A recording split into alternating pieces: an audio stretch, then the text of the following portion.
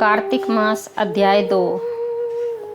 श्री कृष्ण भगवान बोले, हे प्रिय, जब गुणवती ने राक्षस द्वारा अपने पिता और पति का मरना सुना तो दुखित हुई और रुदन करने लगी।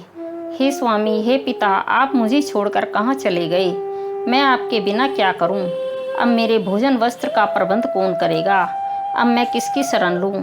विधाता का मेरे ऊपर कोप हुआ, अब मैं कैसे जीऊं?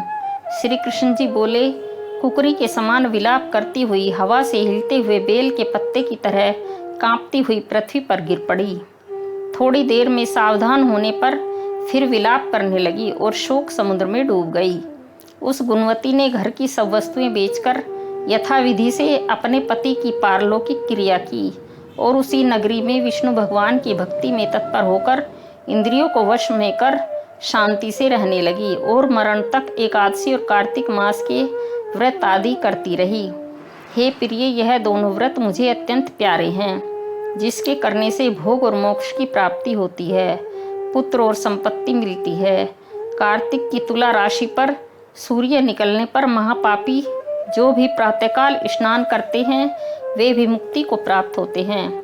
जो मनुष्य स्नान, जागरण, दीपदान और तुलसी का पालन करते हैं वे विष्णु के रूप हैं। विष्णु भगवान के मंदिर में झाड़ना, सतिया काढ़ना तथा विष्णु की पूजा आदि का कार्य जो मनुष्य करते हैं वह जीवन मुक्त होते हैं। इस प्रकार वह गुणवती प्रत्येक वर्ष कार्तिक व्रत और विष्णु भगवान का नित्य ही पूजन करती रही।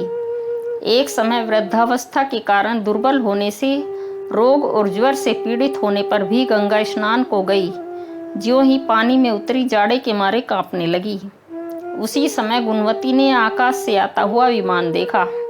शंख, चक्र, गदा, पद्म आदि आयुधों को लिए हुए विष्णु के रूप धारण करने वाले पार्षद गरुड़ की ध्वजा वाले अप्सराओं से युक्त ऐसे विमान में बिठाकर उसे बैकुंठ को ले गए।